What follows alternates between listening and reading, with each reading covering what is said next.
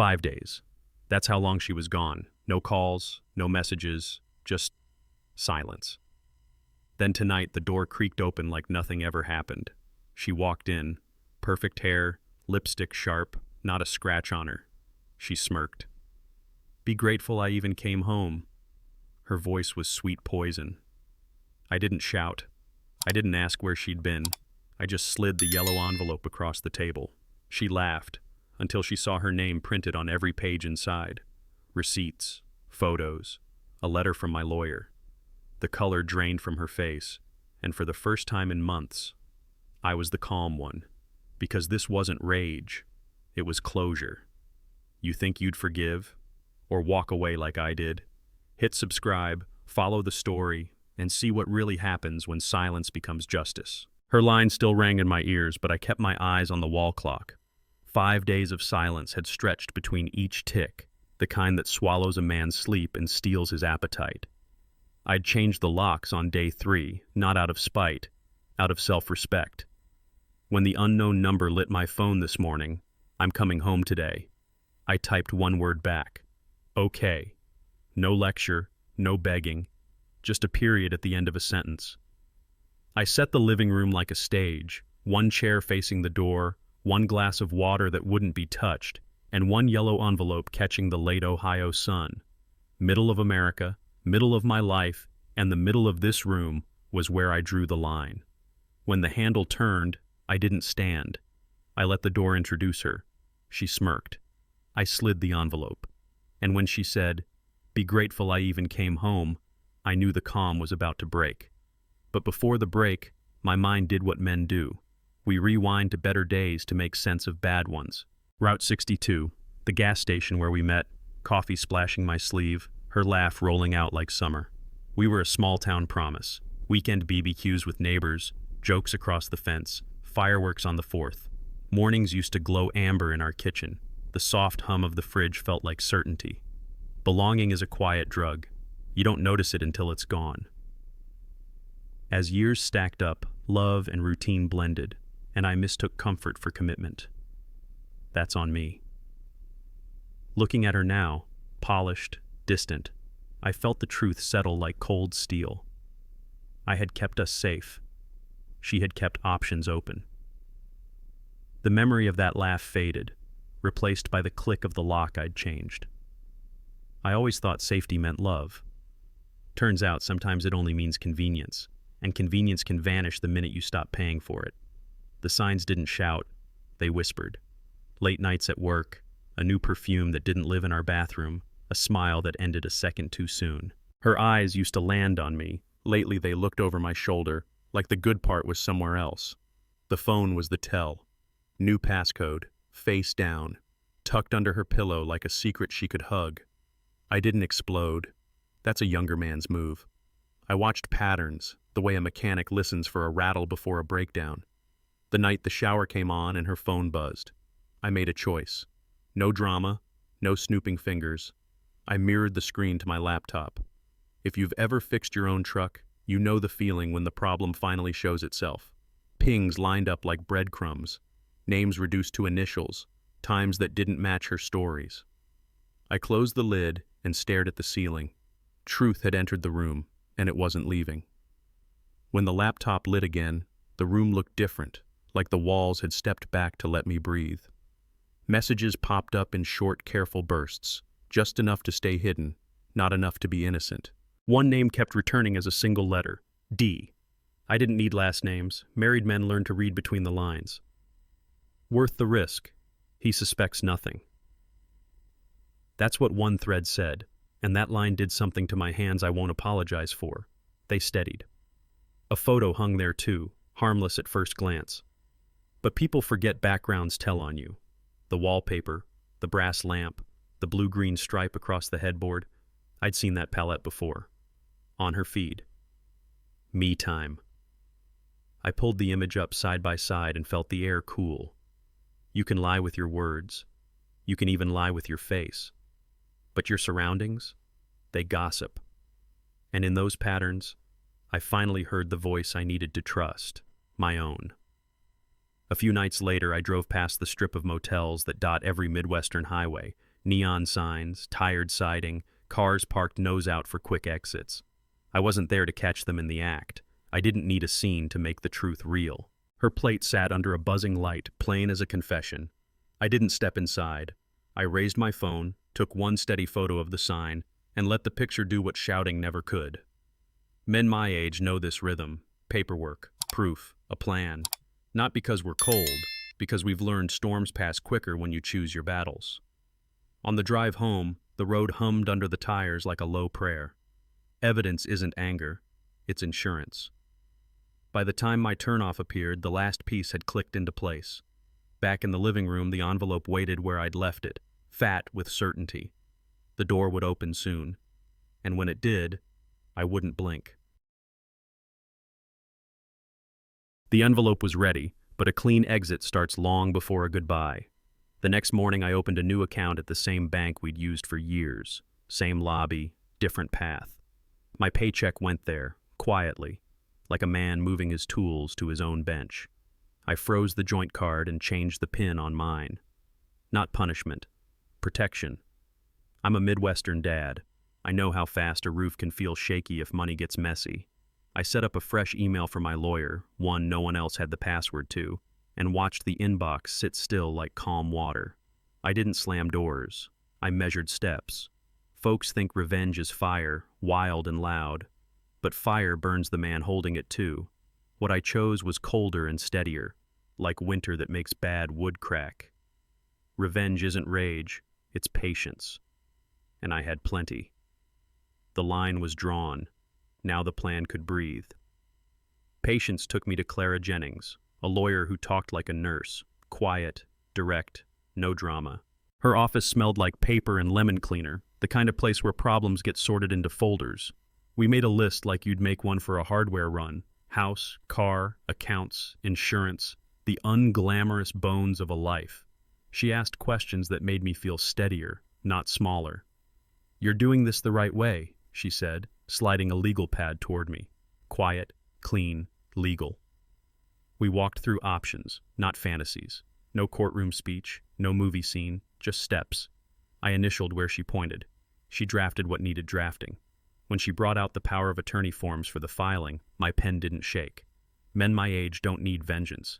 We need closure that holds up on paper. I signed, and the room felt square again.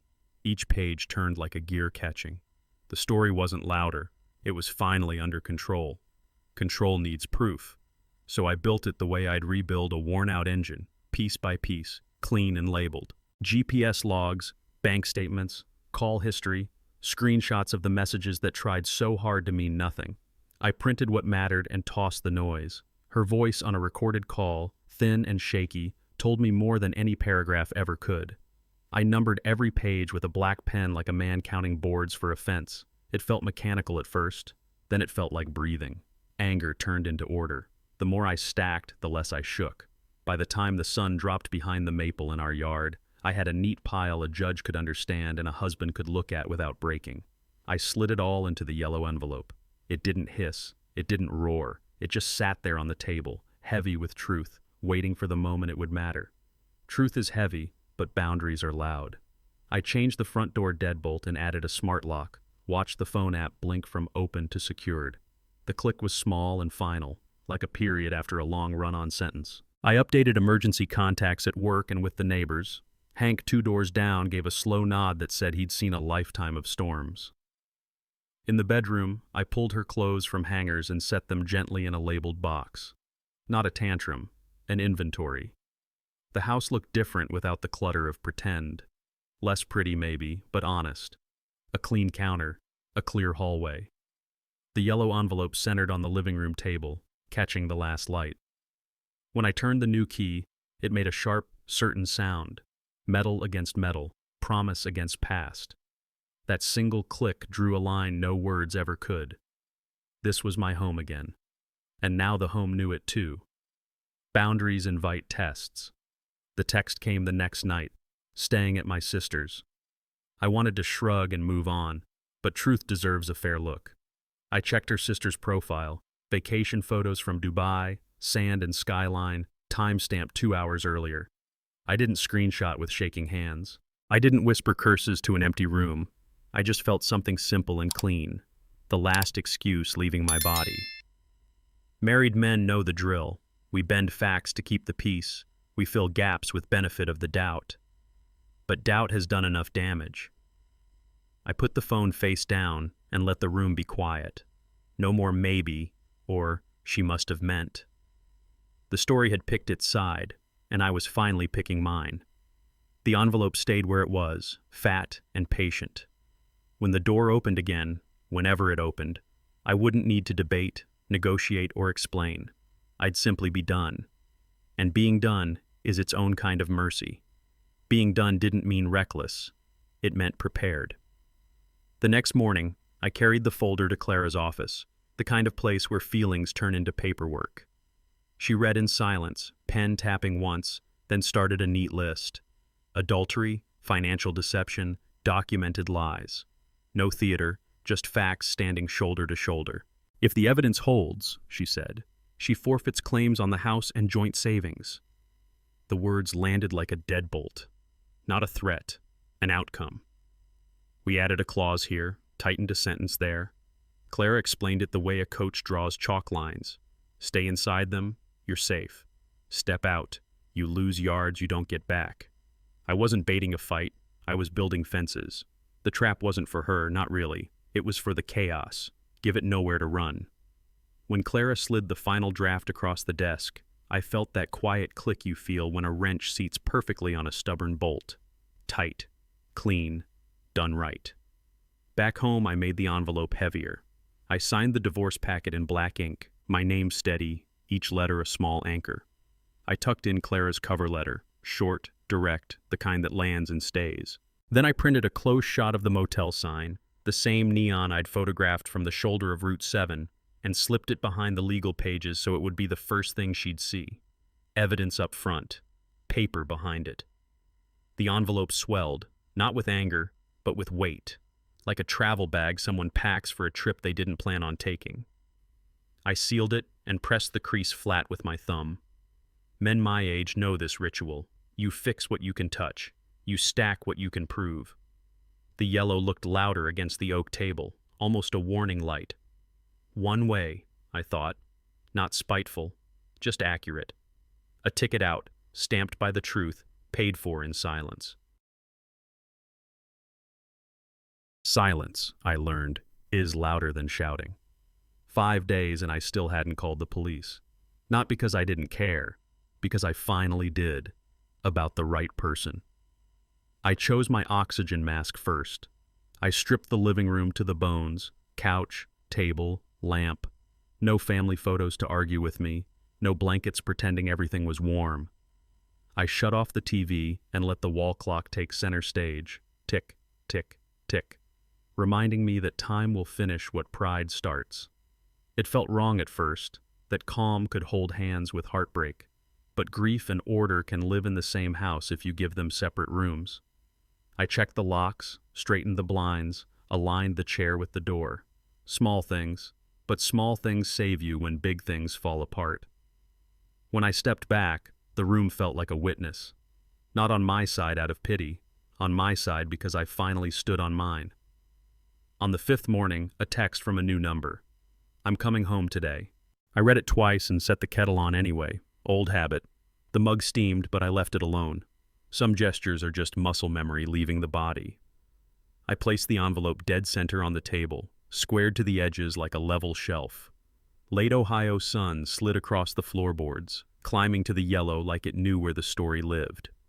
I breathed through the list in my head. Key documents, changed locks, neighbors informed, no speeches, no rehearsals, just readiness. I wiped a fingerprint from the flap and sat in the one chair facing the door. The house was so quiet I could hear the furnace sigh. A car rolled to a stop outside, tires on gravel, a purse strap shifting. The handle twitched, then turned. Whatever came through that door would meet the version of me that didn't bargain anymore. The latch lifted. The day arrived. The door opened on a dry hinge, and she filled the frame like a weather front, chin high, arms crossed, offense already loaded. "You really going to make a scene?" she asked, like I'd stolen her script. I didn't stand. Men who've rebuilt their backbone don't need height to make a point. I just raised my hand and slid the envelope forward until the paper kissed her fingers. No commentary, no preview. Let the pages do the talking. She tore it open with a quick, confident motion meant to scare me. It didn't. Her eyes skimmed the motel sign, the transfers, the letterhead. The room did the math before she did. I watched the smirk loosen, the jaw set, the breath hitch. "You can't," she started. "I already did," I said, voice level as a plumb line. The clock ticked, the furnace hummed. Control changed addresses without a shout. In that stillness, I realized the scene wasn't mine to make anymore. It was hers to face. Silence wrapped the room until the only sound left was paper tearing, louder than either of us. Her eyes sprinted across the photos, the transfers, the letterhead, trying to outrun the meaning. I watched the muscles in her jaw flicker, like a signal dropping in and out. Men my age know that look. It's the face you make when the story you rehearsed can't carry the weight. She flipped a page, then another, fingers moving fast, breath moving faster. The motel sign, the dates, the dollar amounts. I sat still and let each detail do what my voice never could. My anger didn't spike. It settled, the way a lake goes flat after wind. "You can't," she said, reaching for the last thin thread. "I already did," I answered, calm as a carpenter leveling a shelf. The clock ticked once, like a gavel. Her shoulders dipped a fraction, and something shifted that had nothing to do with volume. Power doesn't shout. It lands, and then it stays. That landing echoed. She scanned the room for a foothold. Chair, bookshelf, window, anywhere to plant a claim. "This is still my home," she said, trying to stand taller than the facts laid out in front of her. I kept my voice low and steady. "Not anymore." No heat, no lecture, just a boundary spoken out loud. The trap wasn't a trick. It was the truth with nowhere left to dodge. She stepped back like the floor had changed under her, eyes counting exits that no longer existed. Married men know this dance, the grab for sympathy, the reach for history, the throwback to better days. But facts fence a yard tighter than nostalgia. I didn't move to block her, didn't reach to comfort her. I let the paperwork and the keys and the timeline close in on their own. The room felt square, the kind of square a man can lean on. Without a single shout, the balance of the house changed owners. Tears came next, the soft kind that used to slice me open. Apologies, promises, a future rewritten on the fly. I heard every word like radio static between stations. "You disappeared for 5 days," I said. I had time to prepare. That sentence carried more weight than anger ever did. She searched my face for the old version of me, the one who patched holes with hope and called it grace. "What do you want from me?" she asked, and for once it wasn't a challenge. It was a plea. I let the question sit in the air until it lost its shape. "Nothing," I said. The word felt strangely kind. That's the paradox men learn late. Walking away can be mercy. I wasn't here to collect pain or write a speech. I was here to end a story that had already ended. The envelope lay open between us like a mile marker. Past behind, exit ahead. No toll, no turning back. I kept it simple. "The car lease is transferred," I said. "Accounts are closed, passwords changed. No drama, just doors clicking shut in the order they should have been shut all along." I pictured each one as I named it. The garage door gliding down smooth, the side gate sliding into its latch, the front deadbolt resting into place with that clean metal-on-metal bite. A man doesn't hate a door for closing. He respects it for keeping his house standing. She looked at me like I was speaking a language she used to know. I didn't fill the space with comfort. Boundaries are clearest when they're quiet. The final door wasn't wood or steel. It was silence. I let it swing and settle until the room felt solid. No slam. Just the unarguable weight of done. On the table, the key ring lay lighter than it's ever been. Only the keys I need to sleep. I folded my hands and let the echo fade. Heels on hardwood. Click, click, farther. Gone. I didn't chase the sound down the driveway. I stood and listened to the house finish its sentence. The air changed first, like after a summer storm when you can finally smell the grass again. Lamps looked warmer. Corners looked honest. Men talk about peace like it's a beach or a cabin, but sometimes it's just a hallway with no shadows you owe an answer to. I took one slow lap through the rooms, kitchen, hallway, bedroom, touching door frames like mileposts. Nothing dramatic, just inventory. The anger that used to flood me now moved in a straight line, like rainwater finding its gutter. By the time I reached the living room, my breath and the furnace were on the same rhythm. The envelope stayed open, proof cooling on the table like a pie no one would eat. I sat, not because I was tired, but because I didn't need to stand guard anymore. The house exhaled. So did I. Peace doesn't mean nothing happens. It means you don't have to react to it. A week later, the inbox filled up. Emails with subject lines like, "Please," and "You owe me a call." Voicemails stacked, her voice sliding between apology and anger. A handwritten letter showed up, perfume heavy enough to push the envelope across the counter. I didn't answer any of it. Clara did. Short replies, clear boundaries, no oxygen for old fires. Married men know this drill. You can wrestle every sentence, or you can step out of the ring and let the bell ring without you. I chose quiet. Every message I didn't return felt like laying another brick in a wall that needed to stand. The silence didn't punish her. It protected me. And that's the difference I'd never made before. By the end of the week, the noise was still loud, but it lived outside the house. Inside, the air held steady. I had picked peace over being right, and it held. When you can't fix a heart, fix a closet. I found the cardboard boxes in the garage, wrote clean labels with a black marker, and started where the memories shouted the loudest. Coats first, then old frames that told a story we don't star in anymore. A bottle of perfume I'd recognize blindfolded, the kind that sticks to a room long after the person leaves. I didn't slam anything. I folded, wrapped, set aside. The sound of tape tearing felt honest in a way words hadn't for months. Socks, scarves, hotel receipts that had slipped into the wrong drawer. The pile for donation grew. The trash can filled. Men my age know this rhythm. Keep, toss, donate, like sorting screws by size. When I was done, I stepped back to see the bedroom without the extras we used to pretend were us. Space. Simple, open space. The room inhaled. So did I. For the first time in a long time, there was room to breathe. Breathing got easier at work. The shop smelled like cutting oil and coffee brewed too long, comforting in a way only men who've ruined a pot understand. The lathe hummed steady, and I matched my hands to its rhythm, shaving a rough edge down to smooth. Mark leaned in and asked the only question that mattered. "You good?" I said, "Learning how to be." And he didn't push. He just nodded like a guy who's pulled his own truck out of the mud. The day stacked up in clean lines. Measure, cut, test, repeat. Every task finished was a small promise I kept to myself. Anger slipped to the back of the room. Focus moved to the front. By lunchtime, the noise in my head had a supervisor. By quitting time, the ache was still there, but it stood at a distance and watched me get things done. Work didn't save me. It steadied me, and steady is what a man can build on. On Saturday, I walked the small lake that curls behind our subdivision, the one with the cracked bench and the ducks that act like they own the path. Hank, 2 doors down, waved from under a ball cap he's probably had since '98. "New locks?" he asked, eyes soft but knowing. "New locks," I said. "Same house." He smiled, the kind of smile older men wear when they've seen the movie before and already know the ending.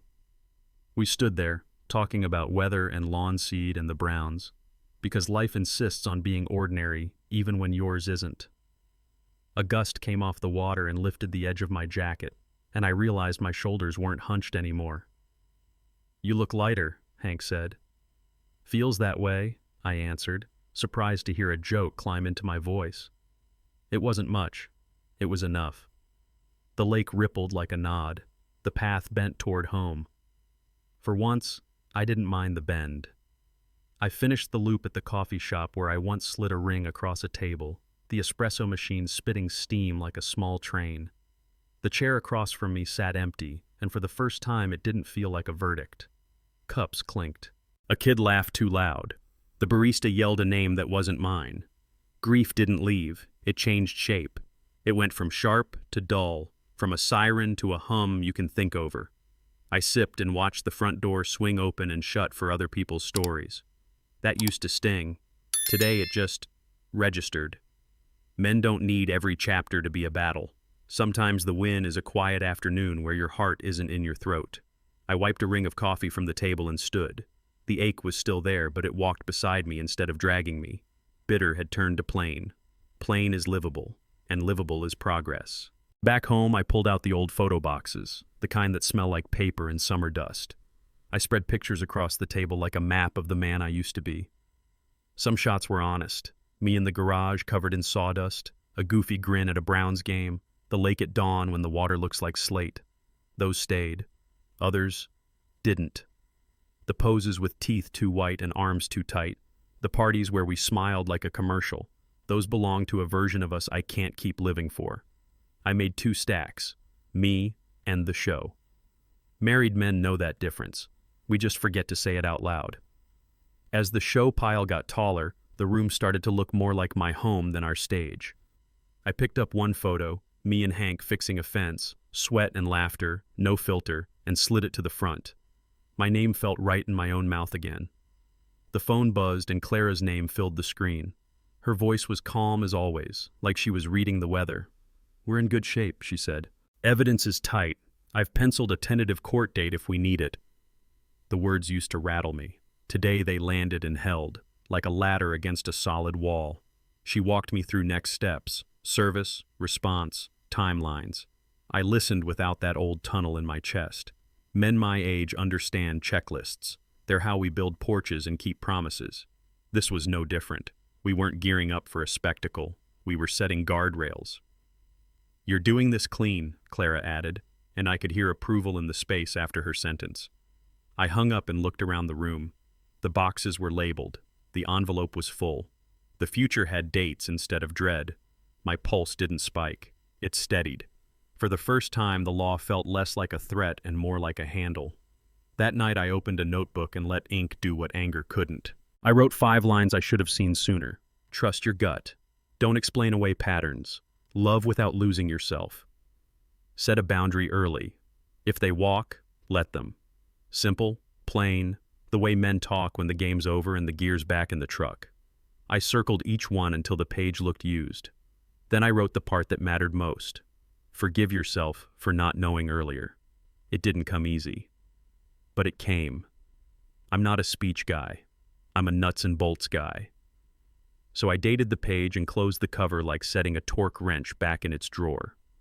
The ache eased, not because the story was prettier, because the story was honest. Self-respect doesn't jump you in a parking lot. It knocks, waits, and leaves the porch light on. I opened the window a crack. Cool air drifted in. I slept without staring at the ceiling. Morning meant numbers. I sat at the kitchen table with coffee and a legal pad, the old-fashioned kind with a margin and a plan.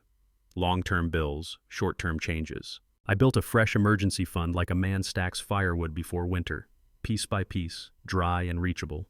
I called the bank to update beneficiaries and the insurance to keep what needs keeping. Nothing flashy, nothing clever, just maintenance, the kind that keeps roofs from leaking and engines from seizing. Men in their 40s and 50s know this truth. Crises come and go, but a budget that breathes will outlast both.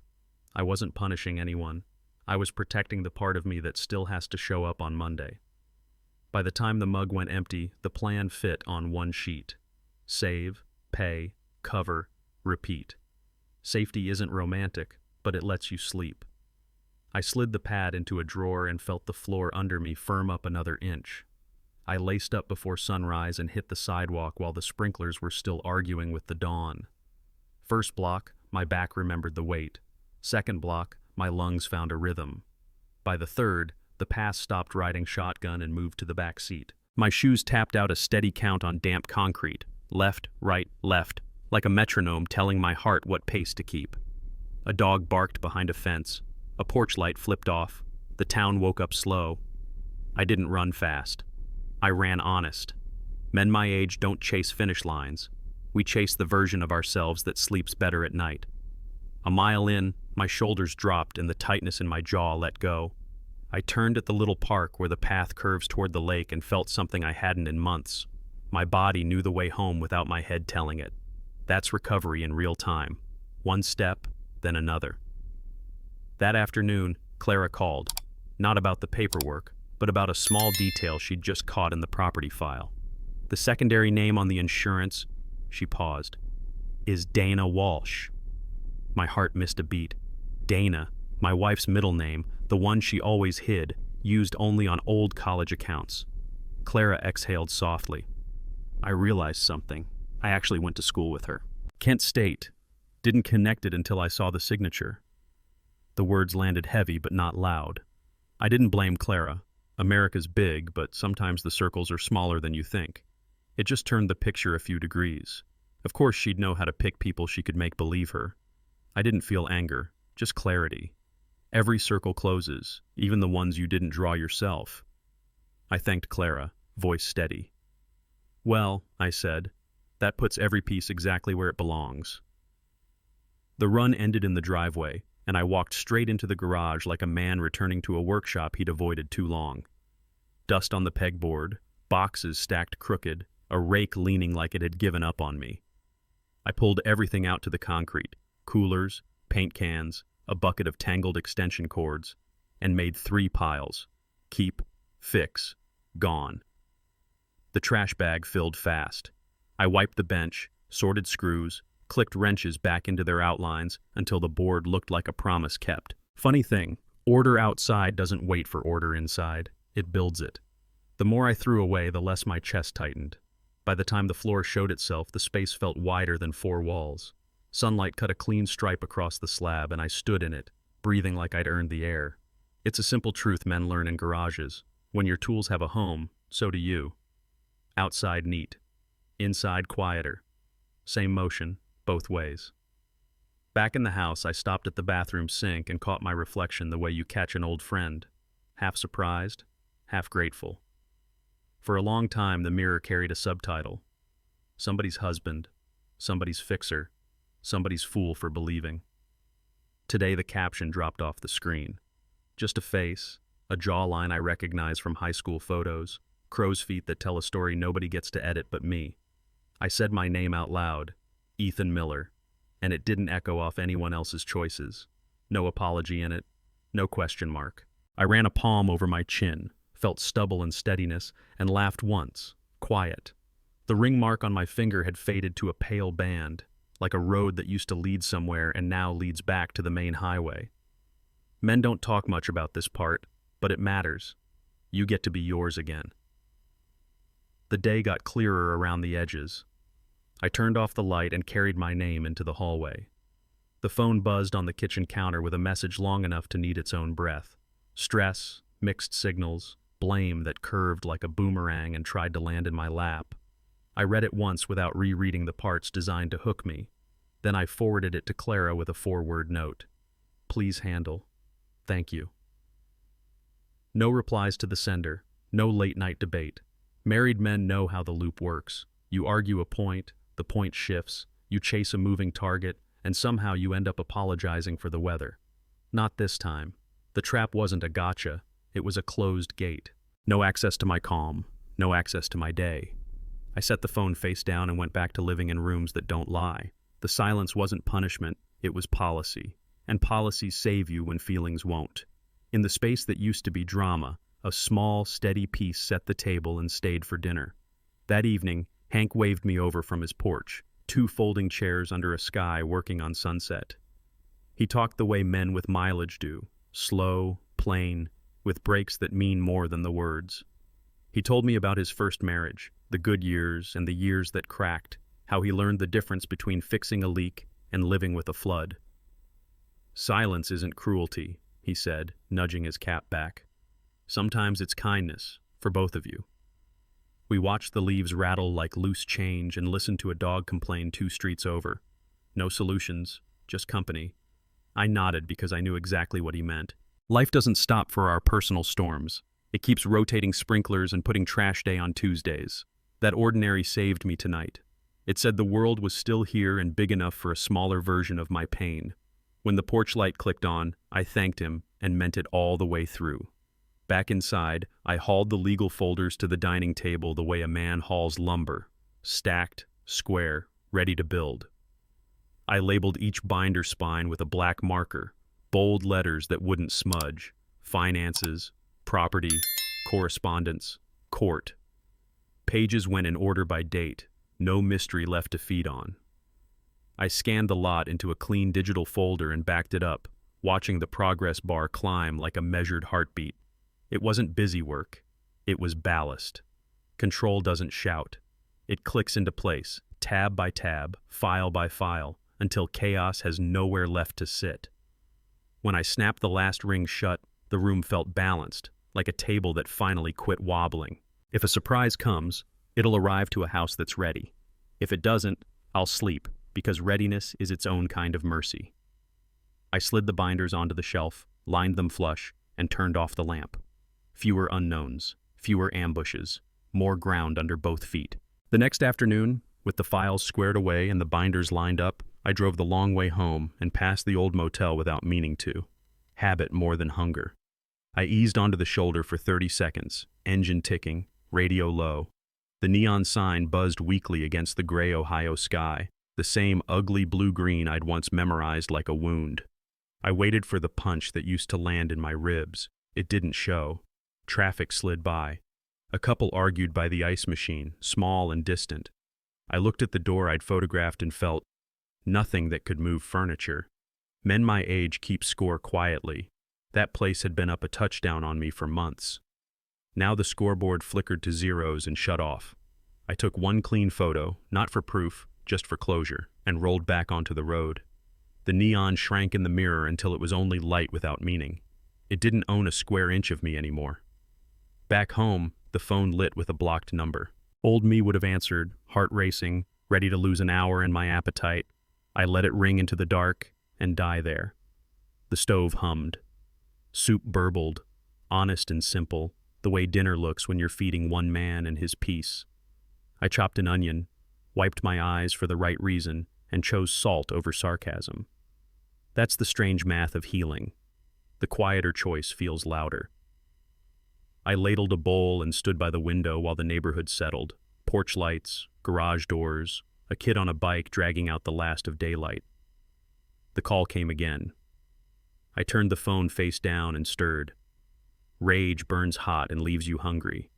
This wasn't a hunger I wanted to keep. I sat, ate slow, and let warmth do the work yelling never did. Tonight, I didn't starve the anger. I just stopped feeding it. That filled more than my stomach. After dishes, I opened a folder I hadn't touched. Old statements, the ones with his initial tucked into the memo line like a smirk. D, clean as a stamp. Clean as a... The pattern was boring in its honesty. Dates that matched absences, amounts that matched dinners and rooms. Men like me are trained to take blame like it's cardio. You can do it forever and never get healthier. But paper doesn't lie to spare your feelings. I traced columns with my finger and felt the old story loosen. Maybe if I'd been more fun, more fit, more something. No. The motive wasn't mystery. It was convenience and attention bought on sale. That didn't make me perfect. It made me real. I slid the statements back into their sleeve and felt the weight shift from my shoulders to the facts where it belonged. The mirror of the day tilted a degree and finally showed the right face. I wasn't the reason. I was the witness. That's enough to walk forward. Forward meant chores. I called the utility companies and moved the accounts into my name only. Electric, gas, water. The hold music was terrible and the clerk misheard my address twice, but when the confirmation emails landed, the house felt a notch sturdier. I canceled a couple of services we didn't need and started a list titled After, just a plain sheet with boxes to tick. Title the car, change the streaming login, find a new dentist. It read like Saturday errands because that's what recovery mostly is. Errands that add up to a life that doesn't wobble. I printed the list and stuck it to the fridge with a magnet from a hardware store in Indiana, a road trip I'd almost forgotten. Men don't need grand gestures. We need steps that hold. As I checked the first 3 boxes, a loop closed in my head. Independent wasn't a slogan anymore. It was a circuit that carried power. The lights felt a little brighter when they came on. The next morning at the shop, Mark leaned on the workbench and asked about boundaries like only a friend who's seen you at your worst can. Line in the sand, man. You hold it? I nodded. Yeah. Turns out boundaries are a kind of love. For yourself. He smiled without teeth, the kind guys trade when words would just get in the way. We talked torque specs, the Browns' chances, the best way to unstick a stubborn bolt, heat, patience, the right angle.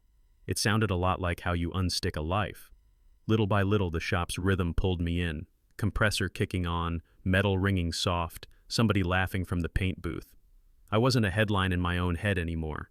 I was a man at work among other men who show up, fix what they can, and clock out clean. That small tribe, the nods, the shared coffee, the greasy rags, gave me a place to stand. Standing there, I felt taller without trying. The steadiness at the shop followed me home, and I started changing my nights like a man rewiring a room, one switch at a time. Dinner earlier, dishes done, a chapter or two from a paperback that doesn't try to fix me. I set my phone on Do Not Disturb and put it face down, not as a dare but as a decision. Sleep came sooner when I stopped waiting for a buzz that used to own my pulse. It's funny, freedom doesn't shout. It shows up as a quiet Thursday where you close the blinds at 9 and don't apologize to anyone. Men are told to push through, power up, stay late. Turns out the strongest move I made all week was going to bed.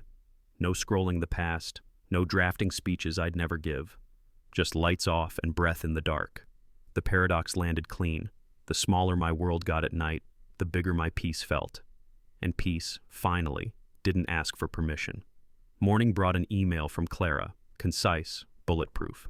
Case solid, she wrote, attaching a neat summary that read like a level surface. Dates lined up, exhibits stamped. Next steps clear as a chalk line on fresh asphalt. I replied with 2 words. Thank you. Not because I lacked feelings, but because the right work deserves clean thanks. Men my age respect competence the way we respect a good tool, reliable, no flex, does what it's built to do. I printed the summary and slid it into the front of the binder, then stood there for a second, palms on the cover, feeling the weight that wasn't crushing me anymore. Esteem isn't a trophy. It's the steady sense that you did it right when doing it wrong would have felt faster. I didn't puff up. I didn't post a victory. I poured coffee, looked out at the street, and felt the quiet rise in my chest. The win was small and private, and that made it real. Not long after, a message landed. Can we talk one last time? The kind of line that used to pull me like a tide. I read it once, and every part of me that loves closure wanted to type a paragraph. Instead, I sent a single sentence. Please contact my attorney. No anger. No extra words for someone to twist. Married men know this dance. One last talk becomes 10, and somewhere in hour 3 you're apologizing for holding a boundary. I wasn't stepping back into that maze. I pictured a light switch in a room we both used to live in and flipped it off. Not to punish, to rest. The trap wasn't a trick, it was a locked door that kept my sanity on my side. When the typing dots appeared and disappeared, I set the phone down and walked away. Manipulation needs a stage. I took the stage apart. In the quiet that followed, I heard something new. My day, continuing without detours. That evening, I cooked like a man relearning a simple language. Olive oil, salt, pan heat just right. A chicken breast, a handful of green beans, a squeeze of lemon at the end. Country playing low, the kind you can hum without thinking. I set 1 plate, 1 fork, 1 glass of water, no leftovers to signal I'm still feeding a ghost. The first bite didn't fix anything big. It fixed something small, me, hungry, taken care of by my own 2 hands.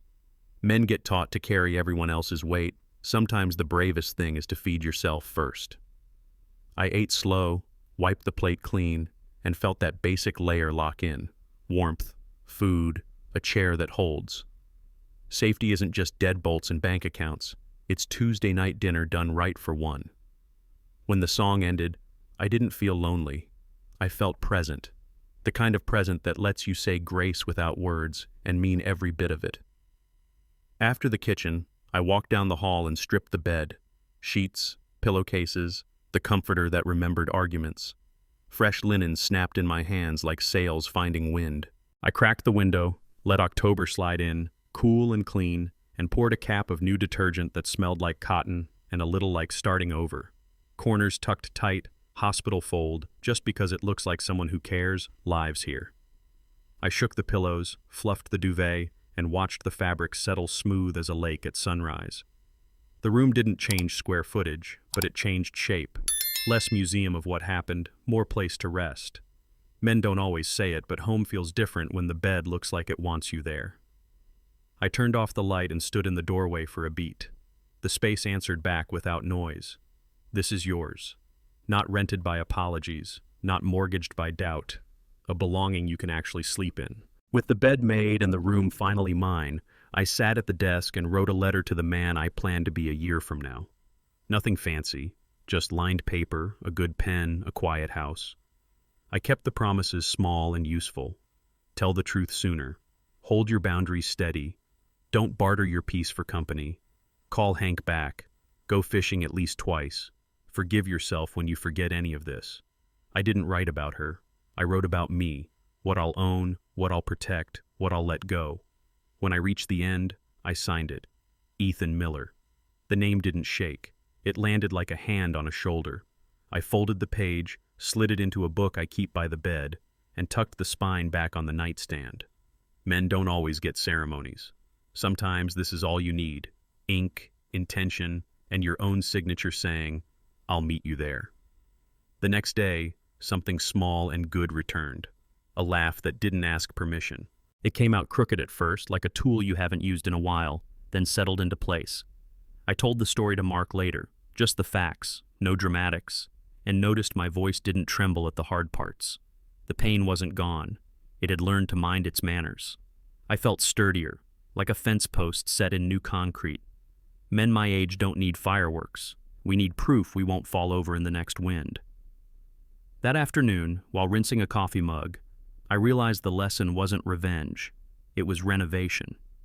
You don't burn down the house. You rebuild the room, one board at a time, and you stop inviting fire to dinner.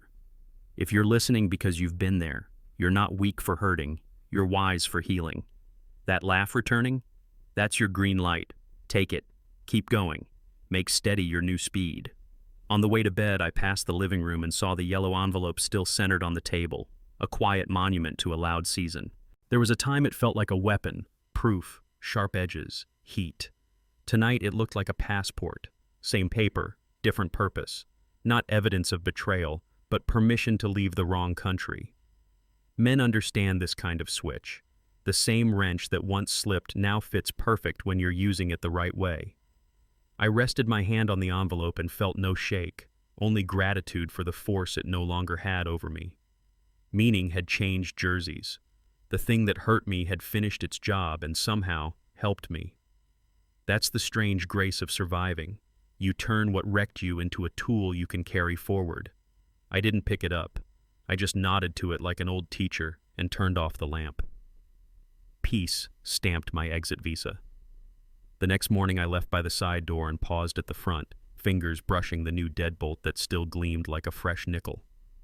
I used to rush past this spot, keys jangling, shoulders tight. Today I touched the lock like you pat an old dog. Thanks for keeping watch. The hallway used to hold its breath after dark. Now it's just a hallway. No shadows to explain. No corners to argue with. Sun came in at an angle, and the floorboards looked honest. Scuffed, clean, mine.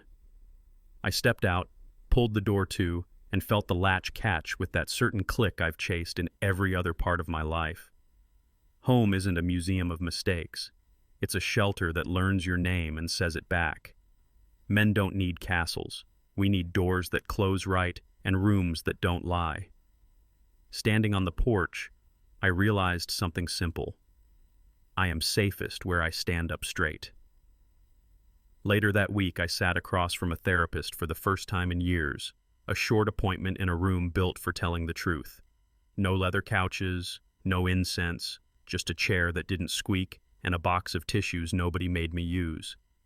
I laid out the timeline like a man setting tools on a bench. She listened without rushing, then said a sentence that landed like a level on a wobbly shelf. You didn't fail, you grew. I didn't cry. I did exhale, long and low, like an engine settling to idle after a hard haul. Men aren't always offered that kind of respect. When we get it, it changes the weight of the day. We talked practical next steps and set a date to check in. On the way out, I caught my reflection in the glass door. Same man, less burden. Self-respect doesn't clap, it nods. And when it nods back at you, you carry yourself different because you finally believe you should. Leaving the office, I took the long way back and passed the old jewelry store, the one with the velvet trays and the clerk who called everyone "Sir." I slowed at the window out of habit, not hunger. The ring I'd once picked there felt like a good idea from a younger map. I didn't curse it. I didn't rewrite it. I gave it a nod, the way you nod at a town you've outgrown but don't hate. Men don't need to burn every bridge. Some you just stop crossing. I smiled for the man who meant well and kept walking. No grand speech, no backward glance. Pain didn't vanish. It cooperated. That's the climb. From sharp to honest, from clutching to carrying. The bell over the door chimed for someone else, and I let it. The past didn't chase. The future didn't rush. My feet chose forward, and forward chose me back. Not denial. Placement. I put the memory down where it belonged, behind me, not on me. Back home, the radio found a late afternoon orchestra, strings laying out a road I didn't know I needed. Sunlight came in slanted through the blinds and cut the living room into warm squares. I filled a bucket and started mopping. Long strokes, steady pace, nothing fancy, everything true. The wood caught a soft shine, dust lifted and left. Men talk about fixing engines and fences, but sometimes the rebuild is a floor you can finally see yourself walking across. I worked to the rhythm of that music, push, pull, ring, repeat, like prayers with water. The smallness of it was the point. No courtroom, no phone calls, just the quiet service of making a room better than I found it. By the time the last note faded, the house smelled like clean and second chances. I leaned on the handle and looked at those bright rectangles on the rug. Little things stack, little things hold. Little things, done right, start to look a lot like a life. The email ding cut through the silence. Clara again. Other side is not contesting. We're greenlit to finalize. Signing date attached. No fireworks. Just a door unlocking with paperwork instead of keys. I read it twice, not because I doubted her, but because good news felt new on my skin. The path ahead wasn't a cliff anymore. It was a hallway with lights coming on in sequence. Serve, sign, close, clean. I pictured the judge's stamp the way a carpenter pictures a level bubble sitting dead center. Men my age don't dream of perfect endings. We dream of endings that hold up on Tuesday mornings. I printed the date and pinned it to the corkboard by the fridge, right next to the hardware store magnet and the lawn schedule. The law, for once, felt like a handrail. I set the kettle on, not to celebrate, just to mark the turn. Outside, a delivery truck rattled past. Inside, a chapter clicked shut without a bang. The next day I ran a loop that crossed the little town bridge, the one with the chipped paint and the metal grate that hums underfoot. Water below mirrored a sky scrubbed clean, blue like a fresh start you can actually touch. I didn't chase a time. I chased alignment. Breath matched stride. Shoulders stayed down. The mind that used to sprint ahead stayed with the body that was actually moving. Sweat stung my eyes in an honest way, the kind that says you showed up for yourself. Cars rolled by with normal lives inside, errands, playlists, kids asking for snacks, and I felt a part of that again instead of standing outside a window tapping the glass. On the far side of the bridge, I stopped for a beat and let my pulse settle without scolding it. Men don't always notice when the gears finally mesh. Today I did. Head and heart, foot and road, everything clicking, nothing grinding. I turned toward home, steady as a metronome. That night, Mark and I grabbed a booth at the Bar and Grill off Route 3. Baseball on the TV, fryers hissing, the kind of place where napkins look like shop rags and nobody cares. We talked batting averages, a rookie with a swing that might be something, and whether the Browns could finally hold a lead. We didn't say her name, not out of fear, out of priority. Life had the mic, and it was talking about nachos. The waitress called me Hun and topped off our waters without asking. I laughed at something dumb, and it didn't feel borrowed. Men need this. Ordinary nights that hand you back your place in the crowd. The world didn't tilt to accommodate my story. It didn't have to. Belonging isn't a parade. It's a nod from a friend when the check lands and he reaches for half without a speech. Walking out to the parking lot, the air felt light and properly sized. I was part of it again, and it fit. On the drive home from the bar and grill, I drafted 5 lines in my head for men my age, 40 to 60, boots on the ground, heart still learning. 1. Set the boundary early. If you move it once and mean it. 2. Choose smart silence. Let your lawyer talk so your peace doesn't have to. 3. Trust the paper trail more than the promises. Facts don't flirt. 4. Don't beg love from someone walking away. Self-respect is the last coat you should ever take off. 5. Let time carry you forward, not in circles. I wrote them down at the kitchen table and watched the words quit shaking. This wasn't a manifesto. It was a glove that finally fit. Men don't need speeches. We need a North Star. Mine boiled down simple enough for the back pocket. Protect your peace. Tell the truth. Close the door. Walk. If you needed a sign, consider this it. Keep it. Use it. Live by it. Later, the house settled the way good houses do. Clock ticking steady, vents whispering warm, night pressing its palm against the glass. I clicked off the living room lamp and the dark didn't jump. It just arrived like an old friend who knows where the chairs are. No waiting for a text. No patrol rounds past the windows. I stood in the doorway and let the quiet climb the walls, unafraid of corners that used to lie to me. Peace didn't announce itself. It took a seat and stayed. I could feel the day finishing without asking me to fix anything else. That's the kind of freedom men forget to want. The kind that doesn't need proof, only presence. I tightened the blinds, picked up the empty glass, and heard my own steps sound like home. Somewhere a train horn carried low across town, not a warning, just a reminder that life moves. But out past that sound, another noise waited, soft, uncertain, familiar. Tomorrow might not stay quiet. Before bed, I opened the porch door and let the night breathe through the screen. Cool air, clean sky, the neighborhood cooling down to whispers. Streetlights spaced like punctuation. A dog settled 2 houses over.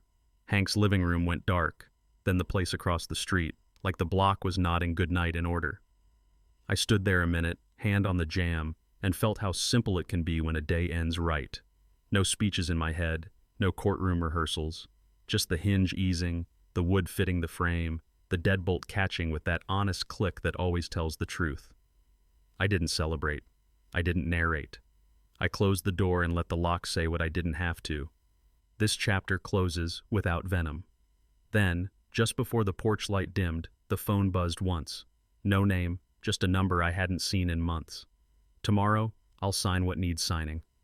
But that message? It might sign something else. Morning came plain and honest, the kind that doesn't need a soundtrack. The yellow envelope sat in sunlight, not as a weapon, but as proof that peace can look like paper. I did love her, once. But love without trust is just noise you keep calling music. I didn't ruin her life. I handed it back, minus the lies. The house feels lighter now, not because nothing happened, but because I finally stopped carrying what wasn't mine. Men my age learn this late. Sometimes walking away is the way you win. So let me ask you, if it were your door, your silence, your truth, would you forgive to keep the peace, or walk to protect it? Type 1 if you'd forgive. Type 2 if you'd walk. I'll read every answer. Because the next story starts where your choice does.